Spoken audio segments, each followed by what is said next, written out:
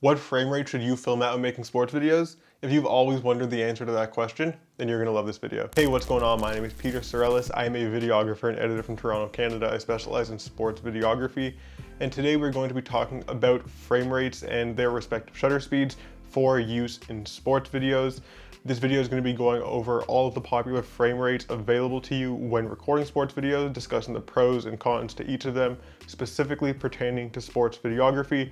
And by the end of this video, you should have a good idea of what frame rates you should be filming at and what respective shutter speeds you should be using in different situations that you might find yourself in as a sports videographer. Firstly, I want to start by saying that there's no one specific frame rate and respective shutter speed that you're going to be able to use 100% of the time. Different types of content are going to require you to film in different frame rates and use different techniques with your camera. So just because I might film something a certain way for the content that I produce doesn't mean that you using the same settings on your camera or filming in the same frame rate is going to work for the content that you're looking to produce. So this is going to be from my perspective and offering my insights from the content that I make, but take everything that I say here with a little grain of salt and try to apply the knowledge that is provided here to your specific situation. Anyways, let's get into our first frame rate, which is 24 frames per second. So 24 frames per second is typically used in movies. This is the cinematic frame rate. People in Hollywood are filming their movies and putting them out in 24 or 23.976 if you want to get specific frames per second. When you film at 24 frames per second with a 180-degree shutter angle, which is the natural shutter angle that you would typically use, this will result in a 1/50 shutter speed on your camera. And this is what humans perceive as natural motion blur. When I wave my hand in front of my face like this, it's not fully clear, my hand is kind of blurry. That is the look that a 1/50 shutter speed, which you will use typically at 24 frames per second, will replicate. If you want, you can use 24 frames per second for pre-game or post-game, maybe during a timeout if you're filming a coach giving a speech or something. And I think this is really good because 24 frames per second will usually result in a higher quality image than if you're filming at a much higher frame rate. And this is because there's more data being put into each individual frame since there's less frames taking up the same amount of time in video. And also in a lot of cameras, including the A7 III that I shoot on, the highest possible resolution that that camera can offer is only available in lower frame rates like 24 frames per second and 30 frames per second. And if you want to shoot at a higher frame rate, you have to downgrade your resolution. Now for action, I don't like shooting in 24 frames per second with a 180-degree shutter angle. I think that there's too much blur and you can't really make out your subject, so I don't think it's great for that. If I ever have to film action at a lower frame rate, I usually overcrank, but we'll get into overcranking later in this video. The next frame rate that I want to talk about is 30 frames per second. So 30 frames per second has a lot of very similar use cases to 24 frames per second. You're going to be using it in a lot of the same scenarios. But the big difference between 24 frames per second and 30 frames per second is that for broadcast television, most things, especially sporting events, are being shown in 30 frames per second. So if you're filming and the content that you're filming is being used on a broadcast, or if you think that the content you produce from what you're creating might be used in a broadcast later, then you're probably going to want to film in 30 frames per second, because if the rest of the broadcast is being produced in 30 frames per second, you're going to need that frame rate to match with the content that you're filming. Additionally, for what it's worth, if you're filming in 30 frames per second and then placing that footage onto a 24 frames per second timeline, you can slow your footage down to 80% of its original speed, which isn't much. I definitely wouldn't call it slow motion. But if you have to stretch a clip out by a few extra frames and you don't want to start dropping frames, then it can help, so it's something. And also if you're filming at a 180-degree shutter angle at 30 frames per second, you're not really going to notice the difference in motion blur versus if you were filming in 24 frames per second. There's very few eyes in the world who could pick out the difference in motion blur between a 1/50 shutter speed and a 1/60 shutter speed. So you'll still get realistic looking motion blur if you're filming at 30 frames per second. So 60 frames per second is the first frame rate that people consider to be slow motion. You can slow your clip down to 40% of its original speed when placing the clip on a 24 frames per second timeline. And at a 180-degree shutter angle, you'll have a shutter speed of 1/120 or 1/125, I suppose, if you're using a conventional camera for photography that gives you a shutter speed. And this is going to create a lot less motion blur in your image, so your subject is going to be a little more clear when they're doing quick actions, which I think is important when you're filming sports because people are moving up and down the court very quickly, and you want to make sure that your subjects can be seen. Also, a lot of cameras, 60 frames per second is the highest frame rate that you can film to. This is very true for entry-level and beginner cameras. If you're just starting out in sports videography, you might find that this is the case for your camera. I know when I started, my first camera only filmed up to a maximum of 60 frames per second.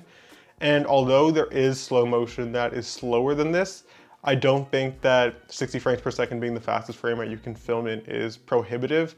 It's certainly passable. You can use it in your videos. And I don't see any reason why you can't tell a good story filming in 60 frames per second and lower. So 60 frames per second a lot of the time can be a really ideal frame rate for sports videography because it gives you options, but you're not losing too much quality.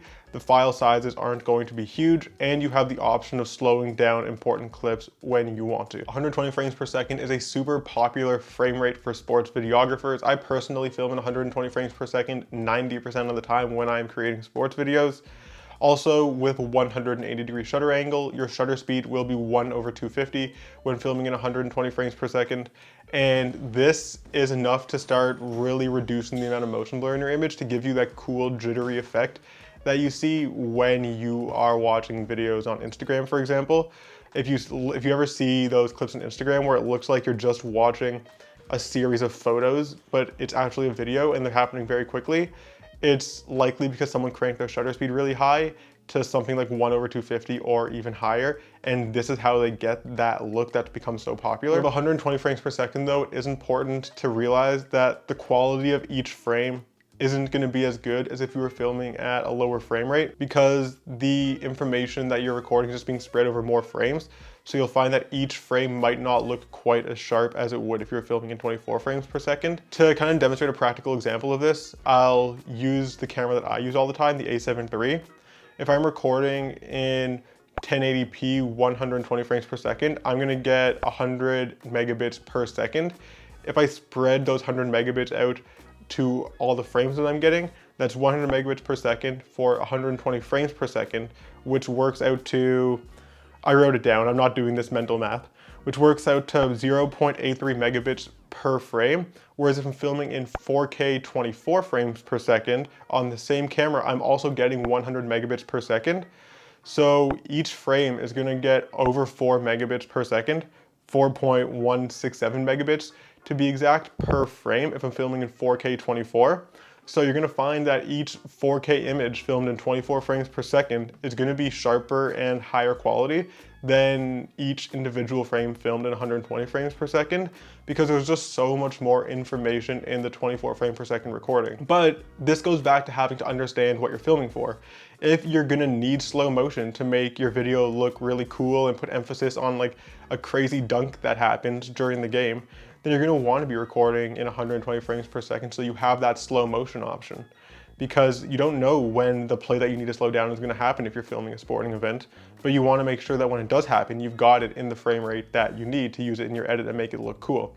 So depending on the situation, you might be willing to sacrifice a little bit of quality to get slow motion. And maybe you're filming something where you don't need slow motion that much, so you're gonna film at a lower frame rate to try to get the most quality possible because you know you're just not gonna need to slow something down to 20% of its original speed. So that's kind of the trade-off of using 120 versus 24 frames per second. And what you decide to use really just depends on your specific situation and what you're filming. So there is one more frame rate that I should talk about because it's becoming more accessible to consumers recently. And this is 240 frames per second. 240 frames per second is gonna let you slow your footage down to 10% of its original speed.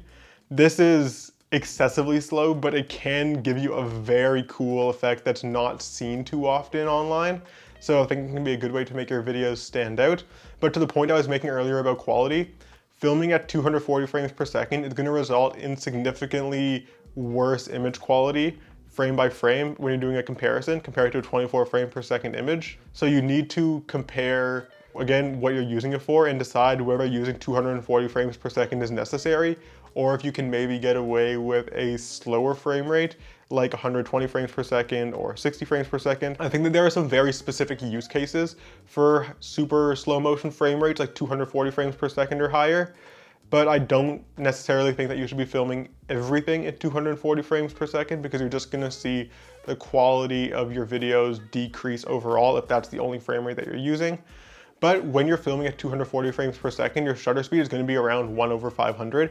And this is a really nice shutter speed, in my opinion, for filming sports videos at, because it's going to give you like basically no motion blur. It's like you're shooting a series of photos the entire time that you're filming.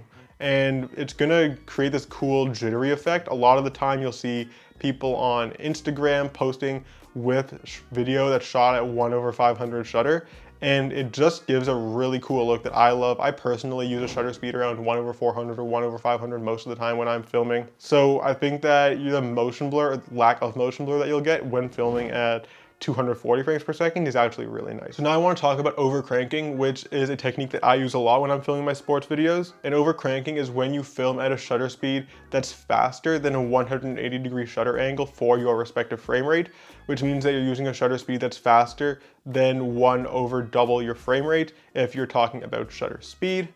And I think that this is really cool because when you're filming action, you don't want your subjects to be blurry as you're whipping the camera around. You want everything to be very clear. Also, if you're filming at a slightly faster frame rate, you'll find that it's easier to motion track stuff because there's more identifiable objects in the frame. If you're filming at 1/50 shutter speed, you're gonna find that when you're whipping the camera to follow a subject, the subject's a little bit blurry. Maybe you won't be able to make out their eye as well if you're doing like an eye tracking effect. But if you're filming at 1/400 shutter speed, that person is gonna be very clear. You're gonna be able to make out all their features, and it'll be really easy to track their eye, for example, if you're doing an eye tracking effect through the shot and get that information out of it to do your motion tracking. I usually shoot at 1/400 shutter speed at least if I'm filming at 120 frames per second. And even if I was filming at 24 frames per second and I was filming action, I don't know why I would be doing that, but there's some specific use cases why you might want to. If I was doing that, I would film it at least 1/250 shutter speed, even though the native shutter speed that I should be filming at a 180-degree shutter angle would be 1/50, just because I like that overcranked look. It is important to consider though, that the faster you make your shutter speed, the less light you're gonna get into your image. And I think it's much more important to properly expose your image so that you can actually see what's happening and get good colors out of your video. And I wouldn't ever compromise the exposure of my image just to get an overcranked look. I would much rather expose properly and film at a 180-degree shutter angle. But when I'm able to do so without compromising the exposure of my image, I love to overcrank my shutter to reduce the motion blur in my sports videos and give them what is, in my opinion, a much cooler look. So now you know how I shoot my sports videos, and you should have an idea of all the popular frame rates that are available to you, their respective shutter speeds, and how these things affect the look in your sports videos when you're out filming. If you like this video, then please make sure to subscribe, because I post videography and video editing tips and tutorial videos for sports videographers, very similar to this one, on a regular basis, and I would love to have you around for those. And if you have any further questions, or there's something that I didn't do a great job covering in this video, then let me know in the comments, and I would love to get back to you down there. Anyways, that's going to be all for this video, so until next time, peace. But when I'm able to do this, also the 24 frames per second, let's try that again. What frame rate should you film at when making sports videos? If you've always wondered the answer to this question, then you're gonna love this. But when I have the option to do so,